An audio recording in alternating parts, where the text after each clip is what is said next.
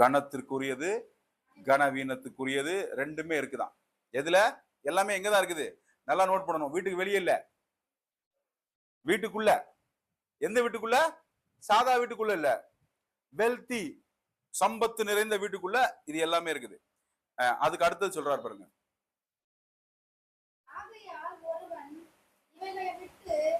தன்னை சுத்திகரித்துக் கொண்டால் அவன் பரிசுத்தமாக்கப்பட்டதும் எஜமானுக்கு உபயோகமானதும் எந்த நற்கிரியைக்கும் ஆயத்தமாக்கப்பட்டதுமான கனத்துக்குரிய பாத்திரமாயிருப்பான். எந்த நற்கிரியைக்கும் ஆயத்தமா கனத்துக்குரிய பாத்திரமா இருப்பான். அதுக்கு முன்னாடி வசனத்துல சொல்றாரு பாருங்க, 19ல சொல்றாரு பாருங்க. ஆகிலும் தேவனுடைய உறுதியான அஸ்திபாரம் நிலைத்திருக்கிறது. கர்த்தர் தம்முடையவர்களை அறிவார் என்பதும் கிறிஸ்துவின் நாமத்தை சொல்லுகிற எவனும் அநியாயத்தை விட்டு விலக கடவன் என்பதும் அதற்கு முந்திரியாய் இருக்கிறது. அதாவது கிறிஸ்துவின் நாமத்தை சொல்லுகிற எவனும் எதுல இருந்து விலகணுமா?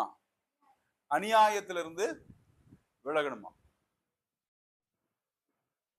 இப்போ வந்து ரெண்டு விஷயம், ரெண்டு விதமா நம்ம அப்ரோச் பண்ணலாம். இன்னைக்கு நான் அவங்க கூட கொஞ்சம் நம்ம ஓப்பனா பேசுவோம். ரெண்டு விதமா நம்ம என்ன பண்ணலாம், அப்ரோச் பண்ணலாம். சபைகளுக்கு போதிக்கும் பொழுது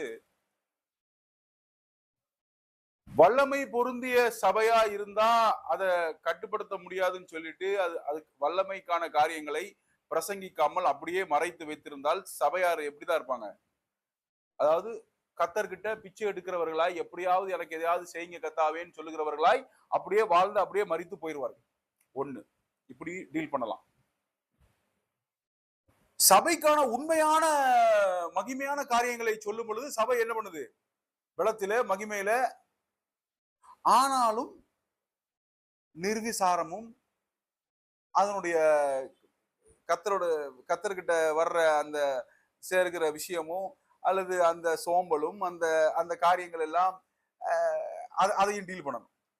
இது எல்லாம் எங்கதான் இருக்குது? தீமோத்தேயு உடைய இதுல தீமையை விட்டு என்ன பண்ணணுமா? விலகணும். இயேசுவுடைய நாமத்தை சொல். அப்போ நம்ம என்ன புரிஞ்சுக்கணும்னா, ரெண்டு விஷயமும் சேர்ந்தே இருக்கக்கூடிய வாய்ப்புகள் இருக்குது. இந்த சுகமாக்குகிறவர்களும் மரித்தோரை எழுப்புகிறவர்களும் கட்டளையிடக்கூடியவர்களும் பிசாசை விரட்டக்கூடியவர்களும் இயேசு கிறிஸ்து செய்ததின் நிமித்தம் நன்மைகள் நடக்குது. அதை நம்ம எதுக்கு ஈக்குவேட் பண்ணக்கூடாது? நான் நல்லா ஆயிட்டோம், எங்க கிட்ட இனிமே ஒன்னும் சரி பண்றதுக்கு ஒன்னும் இல்லை அப்படிங்கிற நிலைமையில எதை வச்சு முடிவு பண்ணிடக்கூடாது. நான் ஒரு விஷயத்த நான் கட்டளையிட்டேன், அது நடந்துருச்சு, அதனால நான் என்னவா இருக்கேன்? சரி பண்ணக்கூடிய விஷயங்கள் என்கிட்ட எதுவுமே இல்லைன்னு சொல்லிட்டு நம்ம தொடர்ந்து என்ன பண்ணக்கூடாது? கிறிஸ்துவுக்குள்ள வளராம அதே இடத்துல இருந்து அதே தப்ப திருப்பி திருப்பி திருப்பி திருப்பி செஞ்சுக்கிட்டே இருக்கிறவர்களாயும் என்ன பண்ணக்கூடாது? இருக்கக்கூடாது. இப்போ இவைகள் எல்லாம், இந்த தவறுகள் எல்லாம் தொடர்ந்து நடக்கிறதுக்காக நம்ம வல்லமை இல்லாதவர்களாய் போயிட மாட்டோம். இது ரொம்ப காம்ப்ளெக்ஸான உண்மை. ஏன்னா நாம் அனுபவிக்கிற எல்லா நன்மைகளும் எதனால நடக்குது? நமக்கு கிறிஸ்து நமக்காய் ரத்தம் சிந்தினதினால நடக்குது.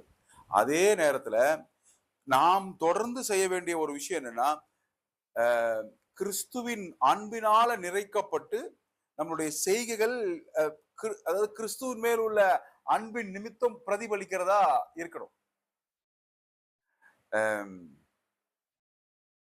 நான் தொடர்ந்து சொல்லிக்கிட்டு இருக்க ஒரு விஷயம் தான் இன்னைக்கு சொல்றேன்.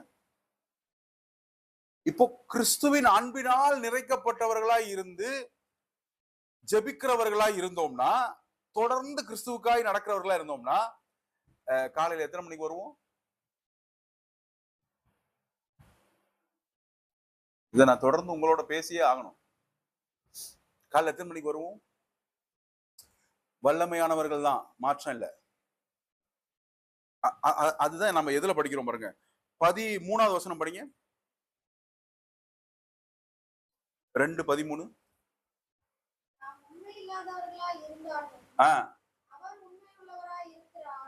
ஏன் சொல்லுங்க?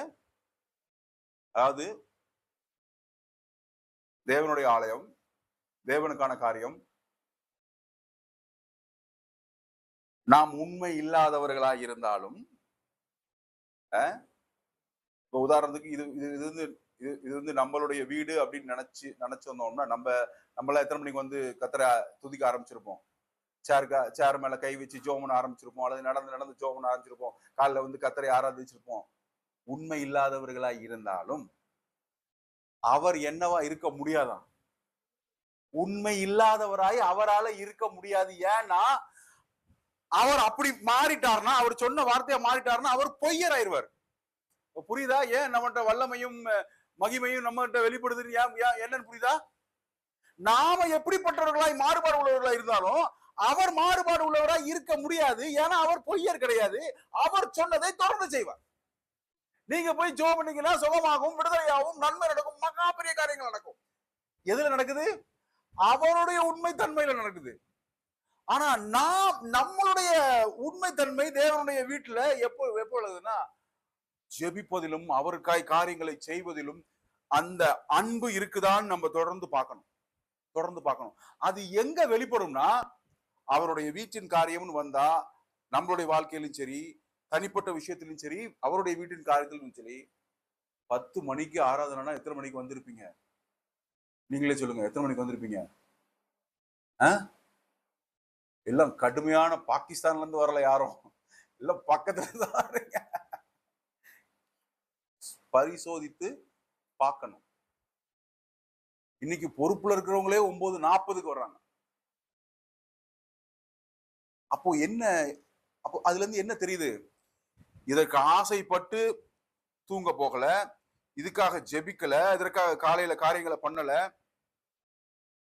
இந்த ஈவுலை, அதாவது இந்த காரியத்தை உங்களை விட்டு என்ன பண்ணுங்க? விளக்குங்கள். நம் மத்தியிலே நடக்கிற மகிமையான சாட்சிகள் இதை காம்பன்சேட்